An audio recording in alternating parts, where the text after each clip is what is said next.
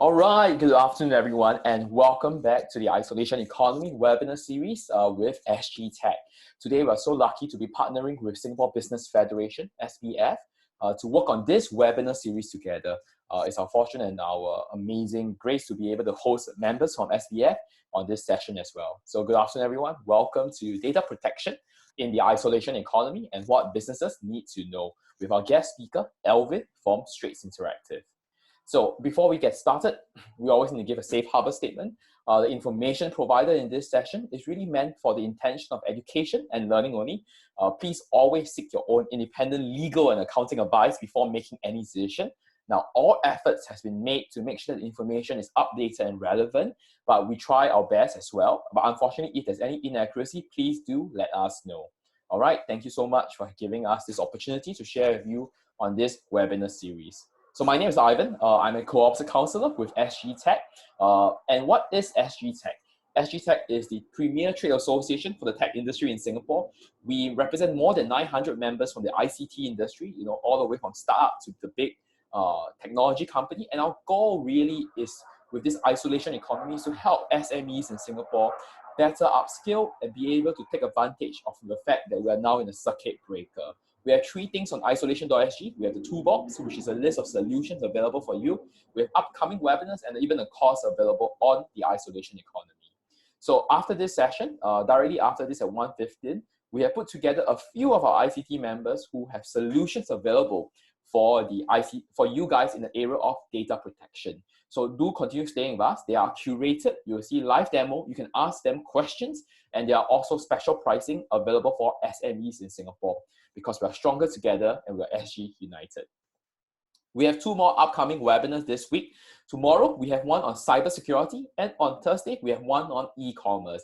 I strongly ask you guys to go to isolation.sg and check this out if you are interested in them.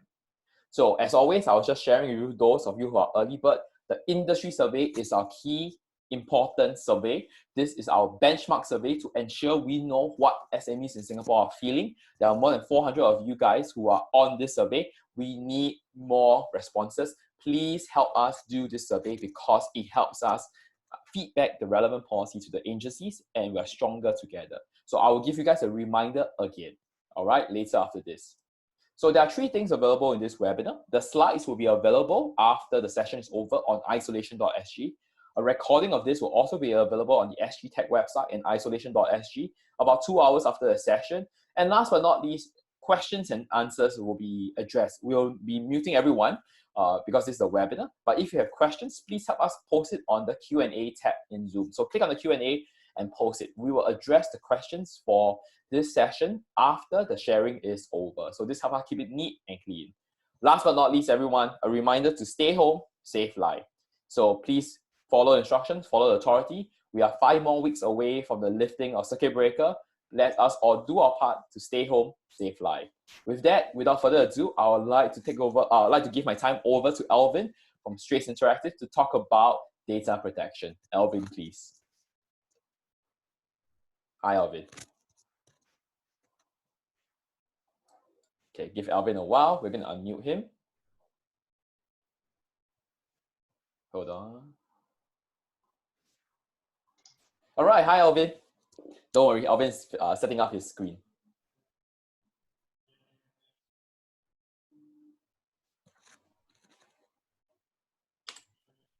Okay, can you all see my screen? Perfect. Elvin, over to you. And hey, thanks, Ivan. Welcome. All right, good afternoon, everyone. I hope you guys are going to enjoy this lunch session. And we're going to go through data protection and isolation economy, right? So I'm going to talk about the ability to demonstrate accountability in data protection in 2020. It can make or break your business, especially in this current time of COVID measures around the world, right? And also touch a bit about data protection versus security. I think a lot of hoo-ha has been going on about cybersecurity.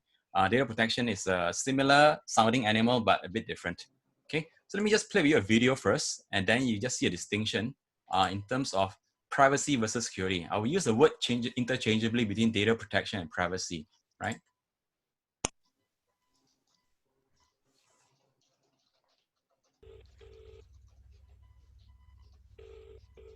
Good evening, sir. Thank you for calling Hot and Fast Pizzas. Can I I have want to order a pizza. Surely, sir. Can I have your multipurpose identification number? One sec.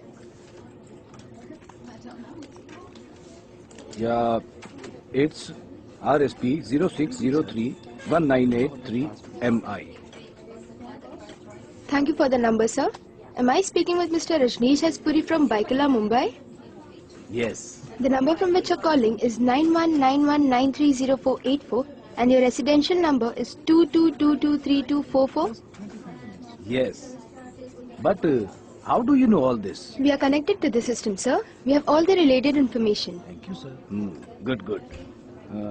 I want to order a regular size seafood pizza. Sure, sir. But that's not a good idea. What do you mean? As per your last medical records at Bombay Hospital, dated 9th August 2015, you have high blood pressure and a high cholesterol level, sir. What are you saying? As I said, we are connected to the system, sir. Oh shit. Okay. Then what would you recommend? Try a low-fat super veggie delight Mexican pizza. You will like it. And how can you say that? As you borrowed a book titled Popular Mexican Food from National Library last month, which is overdue to be returned, sir. Okay, I give up. See, I'm very hungry. Send me one of those. How much would it cost? The total cost is rupees 365 including taxes, sir. Okay, fine. You send the pizza. I'll pay for it by my credit card, okay? I'm afraid you have to pay us by cash, sir. Your only active credit card of Apex Bank is over the limit and amount due is rupees 79,765 since July 2015. That's not including the late payment charges on your last cash withdrawal. That's fine. You send the pizza. Good evening, sir. I guess I will have to go to the ATM in the next lane. Sorry to inform, but you can't, sir. You have reached your daily cash limits, which was withdrawn at an ATM at Domestic Airport Terminal B when your wife took a flight to New Delhi today. Damn it! How do you know? As I said, we are connected. Yes, you're connected to the system. Just 25 minutes. You send the pizza.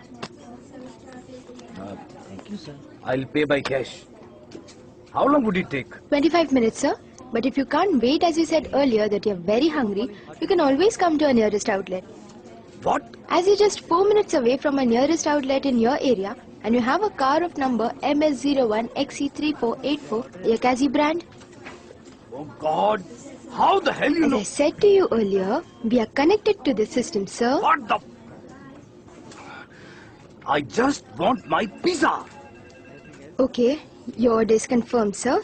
Anything else, sir? Nothing. Would I be getting that free bottle of cola mentioned in your menu? We normally would, sir. But based on your medical records, you're also a diabetic and... Enough! Send the cola along, you bitch! I request you, please do not use such language, sir. You were convicted on 13th March 2015 for using abusive language to a policeman. What? And you were also arrested for misbehaving with a lady in a party. Shut up! Just shut up, you bitch! So you saw that video. I mean, in terms of collecting a lot of data and being able to use it, it's a different issue altogether. So here, you ask the question, do you feel uncomfortable being the customer? And was the question then, was there a breach? And was it a security breach or something else, right?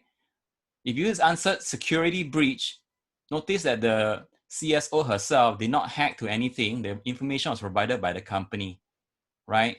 So the breach you experience actually is a data protection or privacy breach. And that is what the law of the data protection laws governed, right?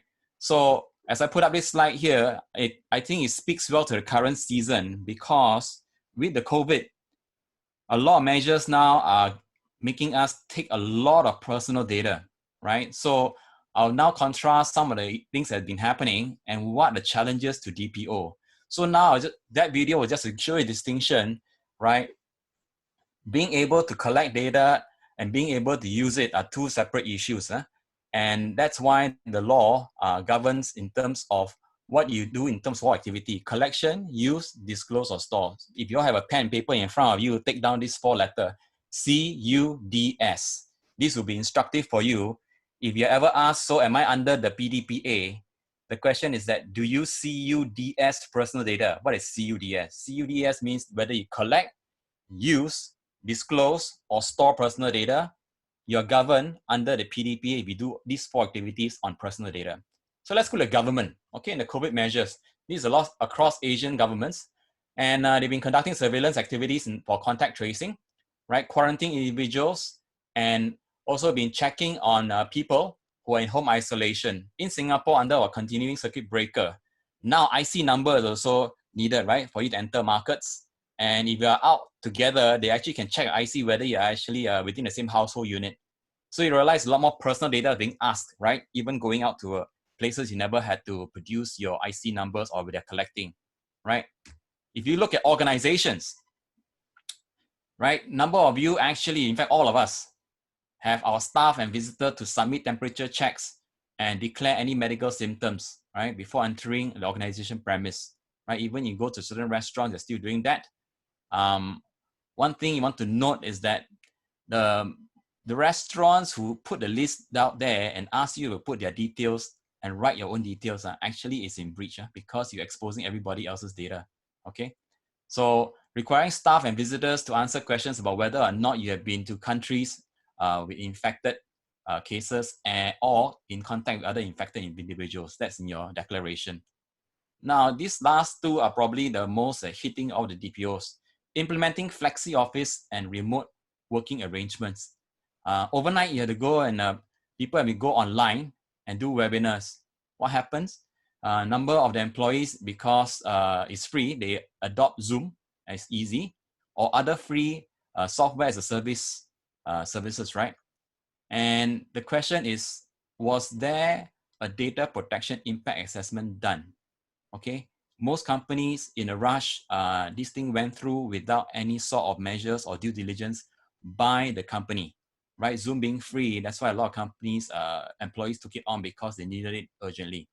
Questions for DPO is that how do we regulate that? That's why now you're seeing MNCs now pushing back in terms of how to use Zoom or how even not to use Zoom. Okay, so that is one thing as DPOs or as companies right now, you need to answer with this work from home. Have you institute data protection assessments and data protection measures for all the tools and the data that is flowing out, right? Recently, we did a webinar on Asian country impact of COVID-19 measures, right? So we covered the current lockdown, what are the precautions by all the 4 countries, like Thailand, Philippines, Singapore, and Malaysia. Then what the laws there do, and then what are the potential impact to companies or even the countries there, and what are the regulations changes they are invoking. And last, we actually also look at the contact tracing apps. We use Singapore Trace Together SG and analyze it from the lens of data protection, whether how did they practice compliance to data protection. And that is actually now you're seeing more and more countries rolling out. Private companies or government are doing that. Apple and Google also have announced that. So the next thing to ask for is that, what about the privacy laws and how are they compliant? Or if you are in the business of providing any sort of data analytics in this area, you want to be careful and make sure you know that you actually meet the data protection laws, right? Because it deals with a lot of personal data. So a case in point about the impact of privacy breach. Security is one thing, but if you look at Cambridge Analytica last 2 years, right? They actually were gotten into the media because of an API that was given to them to be able to take data out, where if you fill in a survey that they created, they can then go and ask Google for 50 of your friends' profiles and interests, and then start profiling them. And that was what happened. They use it to engineer, apparently, the election, influencing elections around the world, especially the US one, right? Subsequently, they have been fined by different regulators because it wasn't a security breach. This was actually a privacy breach because there was no hacking done by the Cambridge Analytica, but the API itself exposed other people's data without their consent, right? And this took a lot of people by surprise. And what happened to Cambridge Analytica? They actually had 50 million euros in their bank, but before they were even fined, they collapsed within 6 months. The impact of the reputational damage was so damning. This company folded within 6 months, even with 50 million war chest. So my posture to you is that privacy breaches can crash your business or even your own funding routes faster than you can realize. In fact, this COVID right now, I just mentioned earlier on, all the measures you implemented, is the time to act in terms of relooking your compliance. Because everybody's at home, you have measures that are, or you have actually tools and stuff that's been rolled out. It's good time to quickly take a look because everybody's available in terms of your compliance. And I'll show you afterwards how you can do it. We've done it in a number of firms recently. So let me just give you a quick Venn diagram difference between privacy and security. So security deals with confidentiality, integrity, and availability. Whereas privacy deals with notice and choice. The two will meet in confidentiality, usage, and access, right? So a good example is just now the Indian customer who was ordering versus for privacy and security, right? So this is something that many people think data protection or PDPA is the purview of the IT person. It's not. So this is something that you want to be aware of, to look at the notice and choice, and then the confidentiality, usage, and access. Now, if you guys are doing business with the government, right, they actually did a survey last year, and to their, I guess, surprise, 3 out of 4 agencies were not in compliance with the standards, especially during personal data. Since then, they have established an office, right, in data governance and looking at adopting personal data protection measures inside the act of the government. And this was something they issued last 2019.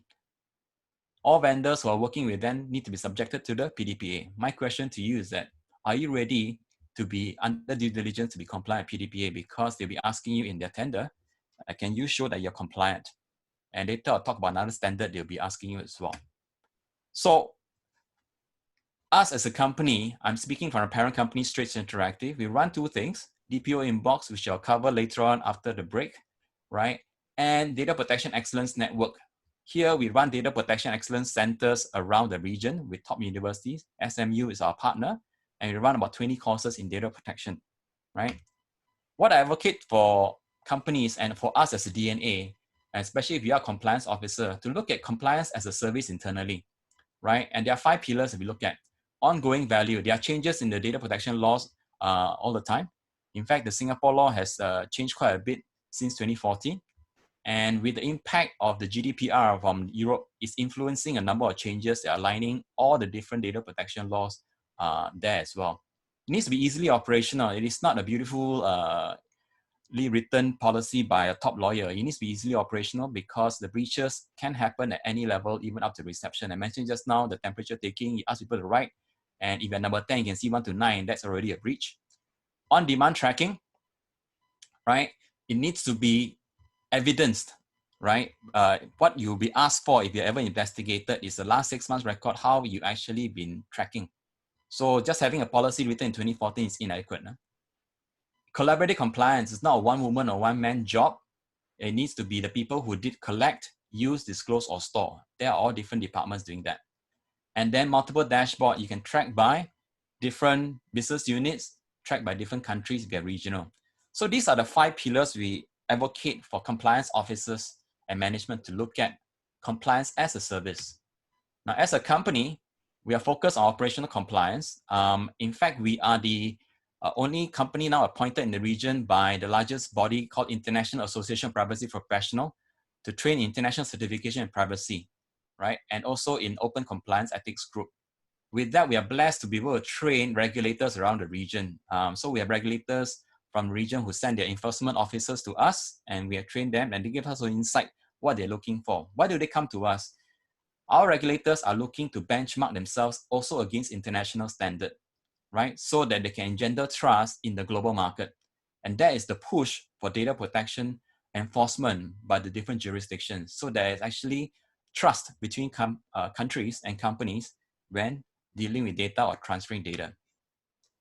The good news is that there are a lot of funding available, which I'll cover afterwards at the end, to do even data protection, right? With the stimulus packages, there are some enhancement, right? And we are actually listed on the PDPC website, also the SID website.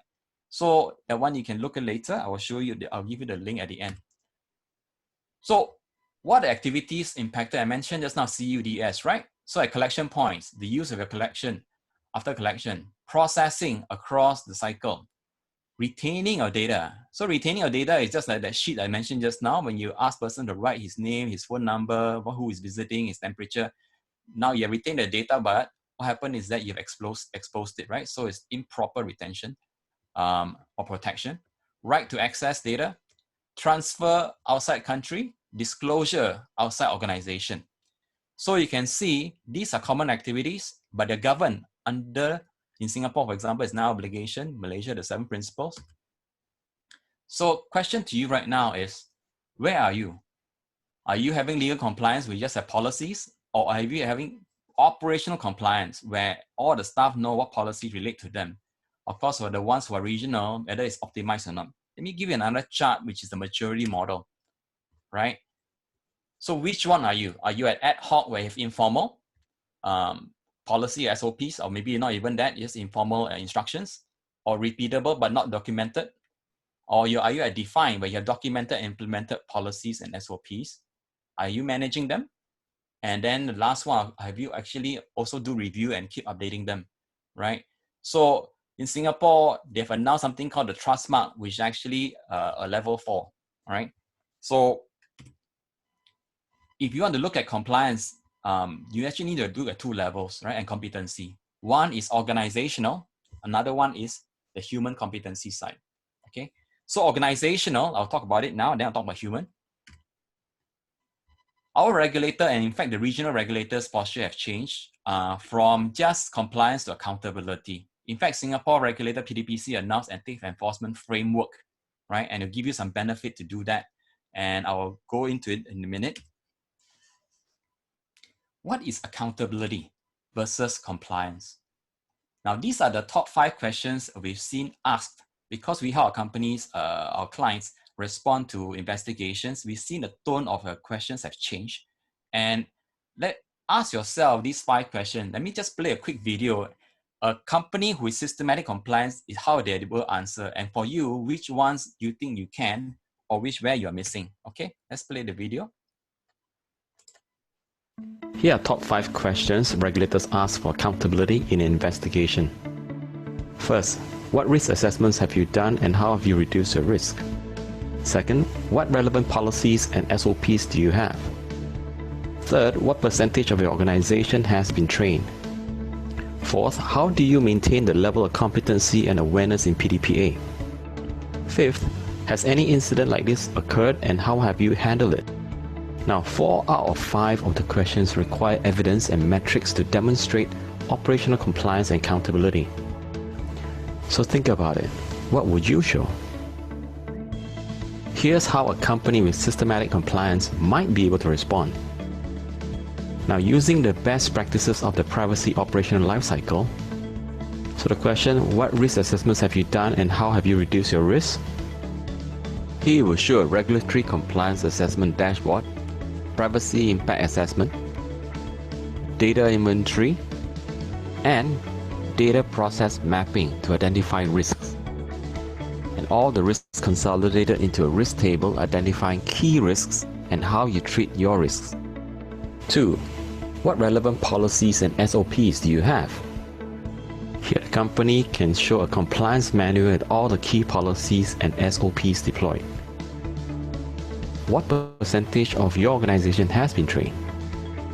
Here the company could show an updated training record for all training and communication related to PDPA. How do you maintain the level of competency and awareness in PDPA? The company can demonstrate a systematic onboarding process for new staff that include e-learning or training, competency testing that measures and maintain a standard of awareness, tracking of updates to policies communicated. 5th, has any incident like this occurred and how have you handled it?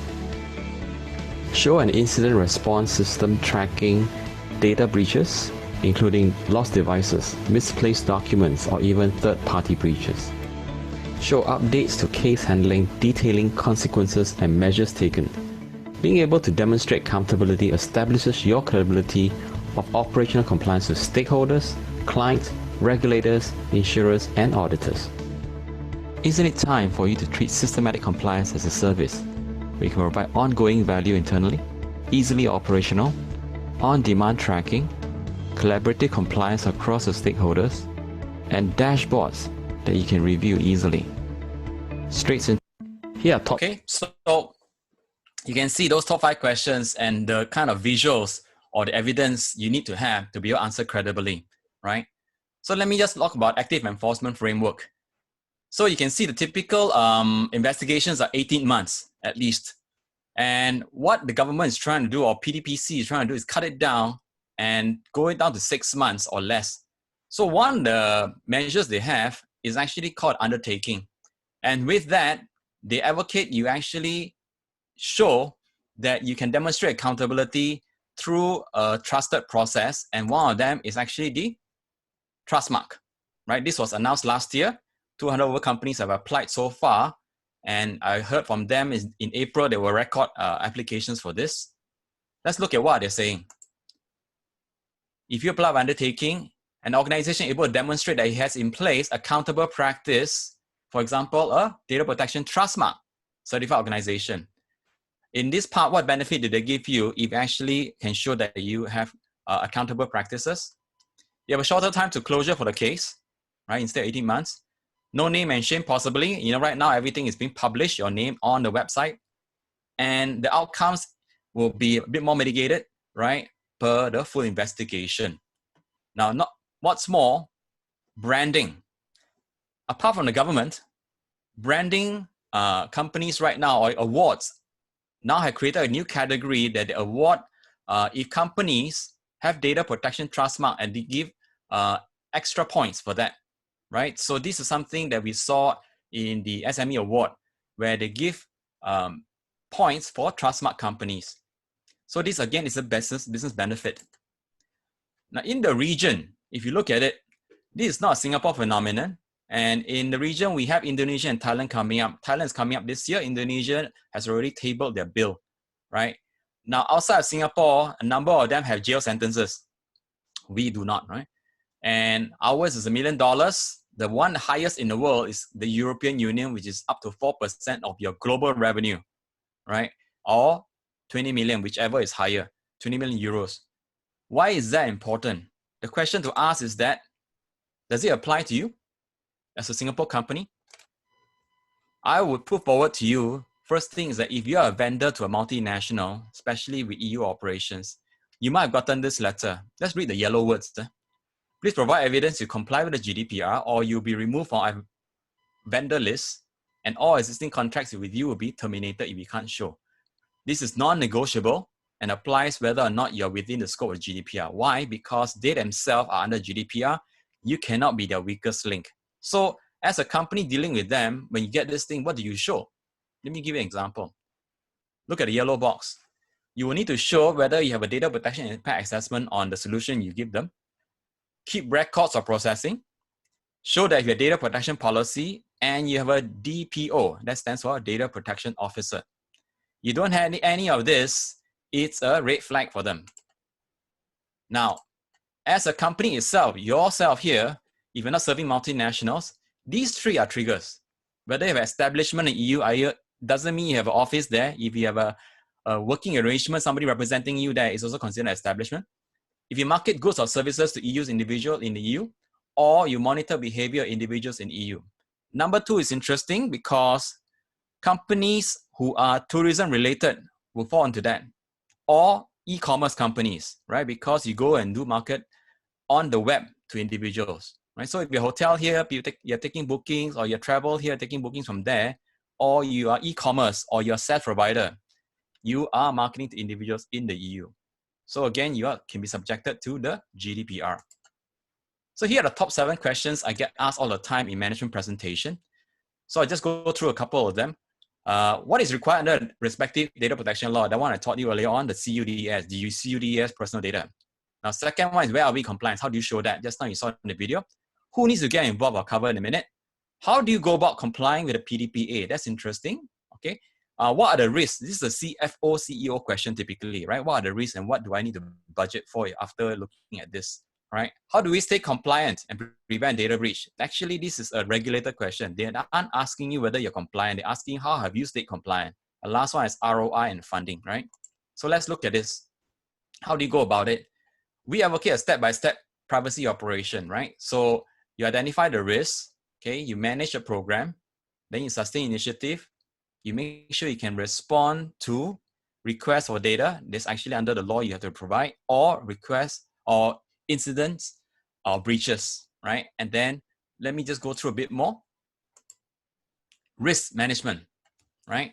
There are 4 levels of risk management, risk assessment you do. Okay, first is compliance risk versus the law, whether you have SOP policy relevant to the sections. Second one is inventory risk. It means what kind of personal data you collect and how you actually know who is collecting what and whether it's subjected to any regulations there, for example, IC guidelines. Process risk, how are you processing personal data? And project risk, if you're doing any sort of app and rolling out applications like now, you know, the SaaS applications and the Zooms, whether you do any sort of risk assessment there. You collect them into a dashboard that looks like this. You can see which departments are compliant or not. And then you move them into a risk table like that, ranked by impact and probability. And this is what the management want to see, so they can see the stack rank level, right? I'll cover this later after 1:30, how you can use this, right? Typically, we advocate privacy operation lifecycle, which is now another 4-letter word I teach you, APSR, okay? Where you do different activities in assessment, protection, sustaining compliance, and how you respond to incidents, right? And these are evidenced by policies like that. In collection, for example, you have data protection notices, your consent clauses. In usage, right? You have your BYODs, your SOPs. Now, in storage and disposal, you actually have retention policy, for example, InfoSec policies. And then in transfer, you have your data sharing agreements, especially if you're sharing data across the other entities, other countries. So there are at least 16 points here in terms of areas to look for, right? And policies. Next, is it a one-person job? Not really, because you don't have 8 hands. If you use the collect, use, disclose, and store, you can easily identify which units collect, disclose, and store, right? And these are the usual suspect where you have departments who are collecting marketing and sales and HR, for example, people who are using the business operation, account and finance, people who store IT, people who disclose could be procurement, right? Straight away, these guys touch either collect, use, disclose, or store. And that is how you then put together this cycle of assessment, putting policies, sustaining compliance, and then responding to breaches or incident request or data request. This is being run as a best practice, right? So what is the common objection I always being asked? No MRT, no money, no resource, no time for compliance, right? So let me just show you how to answer all these things in a couple of minutes. There are multiple buckets of funding, guys. Okay, so we have SkillsFuture, we have EDG, we have SGTech, we can access all these things, 70 to 90% funding. So, and with now the stimulus package, there is also something called enterprise credit. So there is funding for data protection. No resource, you know there's funding actually for you to hire a data protection personnel, including training and a subsidy of their salary. So I calculated it's at least $47,000 that the government is going to put down for you to get a data protection officer in, right? Or data protection manager to help you as a data protection officer, right? No time. Look at this. It can be done as short as 6 weeks in a committee. If you actually have a committee, if you're smaller, probably it's shorter, and I'll show you after 1:30 for the smaller ones. But if you get a committee, just now I mentioned, you saw the 10 people. It can be done within 6 weeks, and all can be done online. We recently did it for both big and small companies. SGTech can share the experience next time. It can be done online, and guess what? When you do online, you have management participation. You have more people participating because now everybody's available. You don't have travel issues. You don't have people not available physically.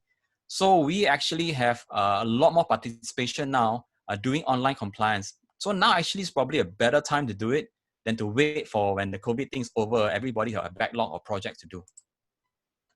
So in short, I mentioned, right? Look at organizational competency and accountability. Human competency and accountability, we have courses to train data protection officers across either for Singapore laws, including other regional laws, and international certifications. So I'll leave you with one short roadmap here you can see. Remember just now I mentioned the maturity model? So we can do from training to in-house advisory, or we can do Trustmark advisory with you guys, depending where you are. Later I'll give you my contact. And now it's probably the best time to look at it instead of waiting until COVID is over, then you want to take it up. This will probably be much further down your list once everybody get back to the business down the road. Now I mentioned the Data Protection Excellence Network is a free initiative. You're welcome to join, whether it's on LinkedIn or Facebook. I think we will make it available on the website later on. So you can go to this one and join, and we have webinars, we have videos and stuff there. A lot of things there. We have a very active community of data protection professionals and those who are wanting to know more. Okay. And here are my contacts, and I would suggest you go to dpexnetwork.org to get more webinars or videos that we published. We have published white papers. We have also a forum there as well, right? And with that, I think I have 5 minutes for Q&A, right? So Ivan, by all means, if there are any questions from the floor, I'll be happy to take them. So, all right. Hey, thank you so much, Alvin. I think that was amazing. We have a few questions. Let me just give me a while. Let me bring them up for everyone's sake. Okay, before I go, I have to repeat again. Those of you who are enjoying this session, do the survey now. Secretariat, please paste the link again. Do it now, like right now. Let me emphasize again. Do it right now. Okay, now. Thank you very much. You're like a very good DPO. Now got keep reminding people to do things. I know, right? Yeah, I'm a DPO for my organization, so I have to do this, man. Okay, so we have a few questions. Okay, so basically, let's start with the first one. Are there added requirements if you're collecting information from minors below 18? Do they have to give consent from something like, do we have to seek consent from their parents? Yeah, here we have, but we are not like the other places where they have a specific law for minors. So I think here, I think in Singapore, is it 16 or 18? I got to get back to you. In America, there's a COPA, for example, right? Very, very strict. So under 13, right? I got to look at it's probably not phrased within our PDPA. Okay. Right. So I will come back to in terms of the age group, but then yes, they need to have parent consent for minors. So you need right. But there isn't an act by itself that is just for minors, right? Not like the US that they have that. Okay. So there's no per se an act. So for Jennifer's sake, who's asked the question, there's no per se an act. We'll get you back on what age, but yes. But there are guidelines within PDPA lah. Okay. Yeah, it's just you do have to collect information from the parents lah. Yeah. So I will tell you. Write to me. We're happy to answer you. Or go to Specs there. I'll answer that as well. Thank you. Okay. A next question is this: what user or customer information constitute private data under PDPA? Okay. So the definition of personal data in Singapore is that any data that can uniquely identify an individual, and here's the clincher, whether true or not. Okay. So even if I make inferences, right? You know, the handsome young man who teaches in SMU, you know, and he's also a co-op counselor in SGTech, right? People will know who I'm talking about. And then, you know, I saw him a day with this other person. He could be having this. It may be untrue, some of these things I'm saying. But that's personal data because I have associated a few things and they know exactly I'm talking about Ivan, right? And that is something in Singapore. We have that particular clause, whether true or not, and up to 10 years past decease, okay? Oh no. When you're dead, you're still protected. Okay, up to 10 years. So anything that basically links to attributable data will constitute as private data. Private that can uniquely identify an individual. Okay, hope that helps. So it can be conglomeration of a few data points, but anything that can be uniquely identify an individual. Very interesting you bring this up. In finance, right, we have something called mosaic theory, whereby a collection of information point, on the other hand, constitute another factor. Because if you piece information together and you do a trading stop, for example, on the information, it's not constitute as insider trading. So correct. It runs opposite from PDPA, because in your case will be, if you constitute it as mosaic theory, then you constitute it as a personal identifiable. Yeah. One example that someone is asking is this: the last 3 digits of NRIC, like for example 123H, does this constitute as personal data? Does it uniquely identify the individual? See, so although we actually are tested, the last 4 digits, right? Yep. Actually, it's not unique. You can 2 person have the same last 4 digit. Okay, so that's why when you actually store to identify, you actually will concatenate maybe something else, maybe it's phone number plus that, so it's unique. Because we have seen duplicates of that. Okay, so it's not, if you're doing record keeping, it will not be. So 123A is not unique if you're collecting for record keeping, because there can be multiple people in 123A, for example. Correct. And surprising, even 123A is still not unique. No, we found two persons with the same name with the same back 4 digits.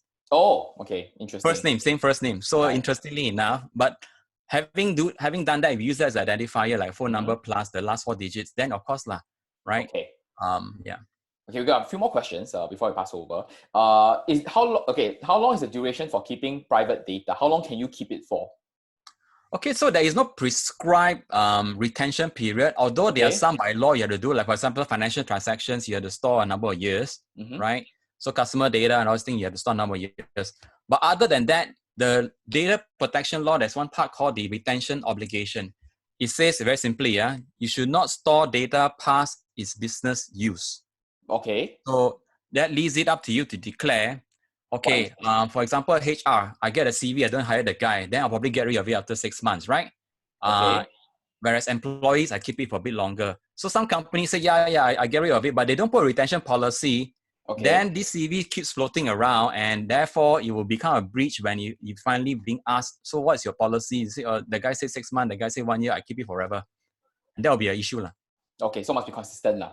You must have a policy to defend that. The only one who I know who store forever are the universities, because people want to know that they went to study there before, or medical records. Other than that, customer records and all these things, people shouldn't store it after past its business use. And you should have a retention policy to say that how you actually not only retain, how you destroy it, because otherwise it doesn't hold any water. Okay, next question. We'll take 3 more. How many unique data points can we collect from an individual? 2, 3? Like for example, NRIC plus handphone, NRIC plus handphone plus address. Is there a limit of how many unique data we can collect from an individual? Okay, there's no law against collection. Actually, for example, IC, right? You want to collect IC to look at, not retain. For example, security, I want to look at the IC, so it's your picture, because I trust IC is government issue, right?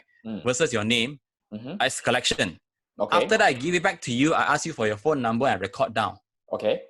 So what I retain is important, right? So I collected IC to check your identity, but I do not store your IC with me. I actually record down your phone number, I give you the magnetic pass.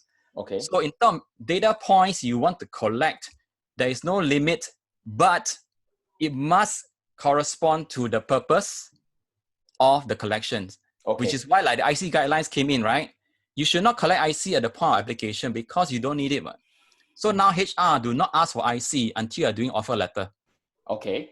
So at the point of collection, you must understand what is the purpose. Is it over collection? So that principle comes in, right? You must do data minimization and collect what is needed.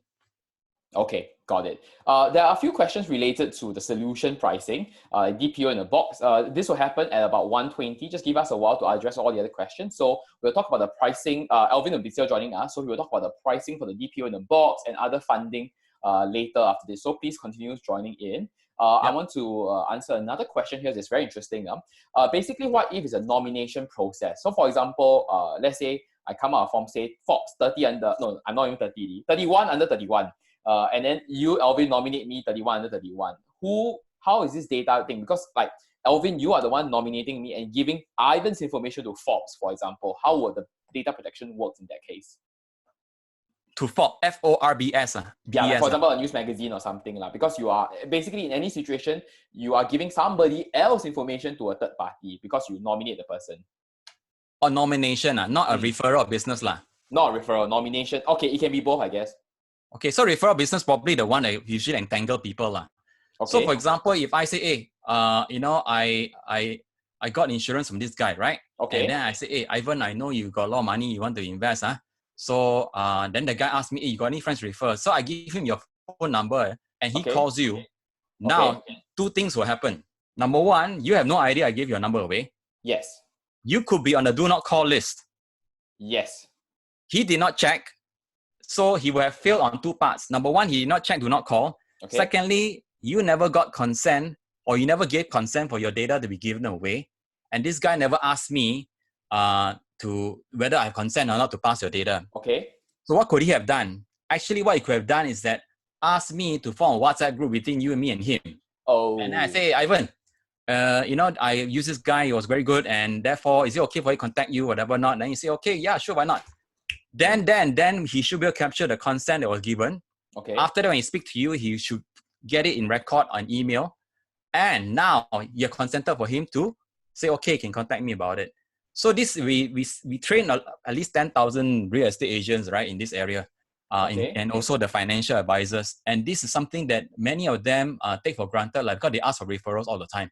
Okay. So this is something, a third-party consent is not assured. So that's why you must be very careful. Unless okay, so third-party consent is not assured. Okay.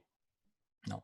Okay, thank you. And last question. There are a lot of other questions. Please continue typing in. We will answer this at the solution box.